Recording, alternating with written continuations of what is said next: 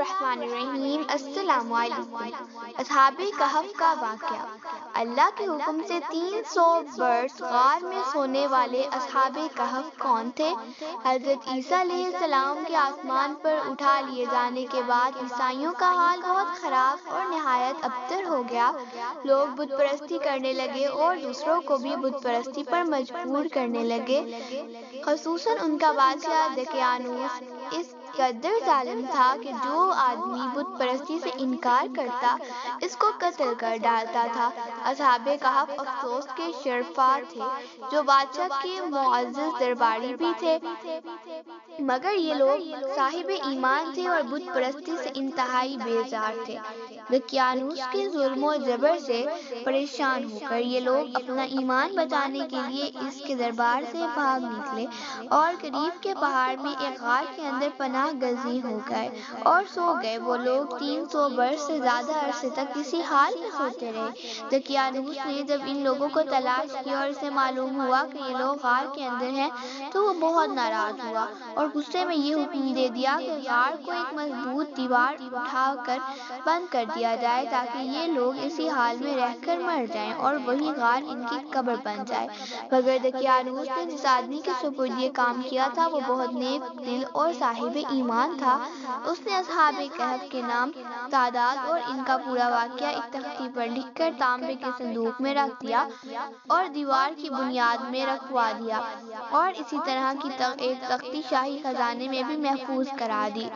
کچھ دنوں کے بعد دقیانوس بادشاہ مر گیا اور سلطنتیں بدلتی رہیں، یہاں تک کہ ایک نیک دل اور انصاف پسند بادشاہ جس کا نام بیدروس تھا تخت نشین ہوا۔ اس نے 68 سال تک شان و شوکت کے ساتھ حکومت کی۔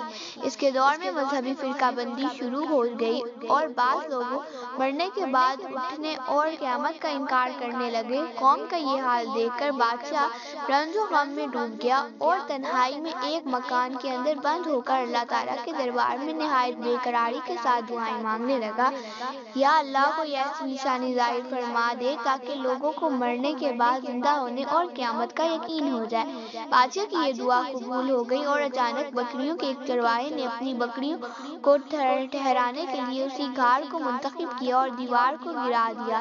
دیوار گرتے ہی لوگوں پر ایسی ہیبت اور دہشت طاری ہو گئی کہ دیوار گرانے والے خوف کے مارے وہاں سے بھاگ گئے اور اصحاب کہف اللہ کے حکم سے اپنی نیند سے بیدار ہو کر اٹھ بیٹھے اور ایک دوسرے سے بات چیت کرنے لگے اور عبادت بھی کی۔ جب ان لوگوں کو بھوک لگی تو انہوں نے اپنے ایک ساتھی یملیخا سے کہا کہ تم بازار جا کر کچھ کھانا لاؤ اور نہایت خاموشی سے یہ معلوم کرو کہ دقیانوس ہم لوگوں کے بارے میں کیا جانتا ہے۔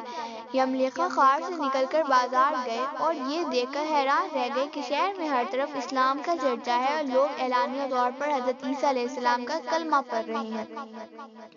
یملیخا یہ منظر دیکھ کر حیران ہو گیا کہ اے اللہ یہ ماجرا کیا ہے؟ اس شہر میں تو ایمان اور اسلام کا نام لینا بھی جرم تھا، آج یہ انقلاب کیسے آیا؟ پھر یملیخا ایک نان بائی کی دکان پر کھانے کے لیے گیا اور دقیانوس کے زمانے کا سکہ نکال کر دیا جس کا چلن ختم ہو چکا تھا، بلکہ کوئی اس سکے کو پہچاننے والا بھی باقی نہ رہا تھا۔ دکاندار کو شک ہوا کہ شاید اس آدمی کو کوئی پرانا خزانہ مل گیا ہے، چنانچہ اس نے یملیخا کو حکام کے حوالے کر دیا اور حکام اس سے خزانے کے بارے میں پوچھ گچھ کی اور کہا بتاؤ خزانہ کہاں ہے؟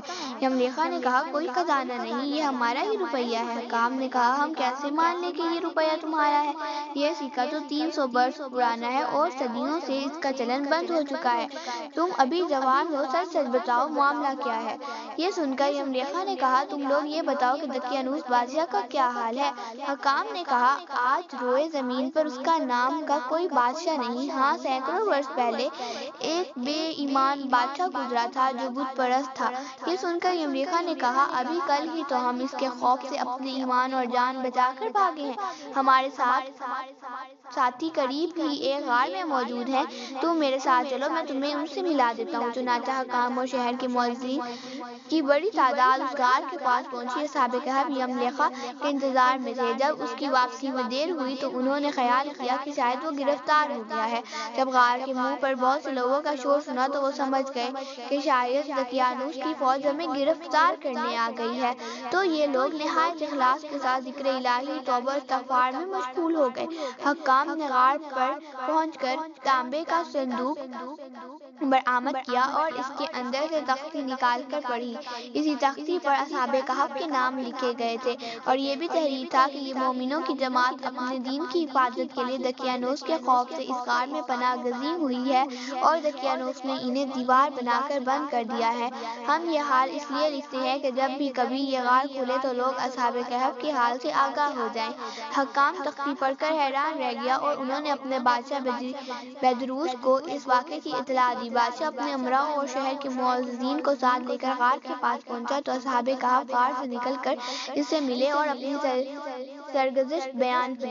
بادشاہ بیدروس سجدے میں گر کر اللہ تعالیٰ کا شکر ادا کرنے لگا، میری دعا قبول ہو گئی اور اللہ تعالیٰ نے ایسی نشانی ظاہر کر دی جس سے موت کے بعد زندہ ہونے کا یقین ہر ایک کو ہو گیا۔ اصحاب کہف بادشاہ کو دعائیں دینے لگے کہ اللہ تعالیٰ تیری بادشاہی کی حفاظت فرمائے، اب ہم تمہیں اللہ کے سپرد کرتے ہیں۔ پھر اصحاب کہف نے السلام علیکم کہا اور غار کے اندر چلے گئے اور سو گئے۔ اسی حالت میں اللہ تعالیٰ نے انہیں وفات دے دی۔ بادشاہ بیدروس نے لکڑی کا صندوق بنوا کر اصحاب کہف کی مقدس لاشوں کو اس میں رکھوا دیا اور اللہ تعالیٰ نے لوگوں کے دلوں میں ایسا رعب ڈال دیا کہ کسی کی ہمت نہ ہوئی کہ غار کے منہ تک جا سکے۔ اس طرح اللہ تعالیٰ نے اصحاب کہف کی لاشوں کی حفاظت کا انتظام فرمایا۔ پھر بادشاہ بیدروس نے غار کے منہ پر ایک مسجد بنوا دی اور سال میں ایک دن مقرر کر دیا تاکہ تمام لوگ اس دن عید کی طرح زیارت کے لیے آیا کریں گے۔ تو یہ تھا اصحاب کہف کا سچا واقعہ۔ امید کرتی ہوں کہ یہ ویڈیو آپ کو پسند آئی ہوگی۔ اگر ویڈیو پسند آئے تو ہمارے چینل کو ضرور سبسکرائب کریں اور ساتھ ہی موجود بیل آئیکن کے بٹن کو بھی دبا دیں تاکہ ہماری ہر نئی آنے والی ویڈیو سب سے پہلے آپ تک پہنچے۔ مجھے اجازت دیجیے، زندگی رہی تو پھر ملاقات ہو گئی ایک نئی ویڈیو کے ساتھ۔ خدا حافظ۔ اللہ آپ سب کا حامی و ناصر ہو۔ ہنستے رہیے اور ہمیشہ مسکراتے رہیے۔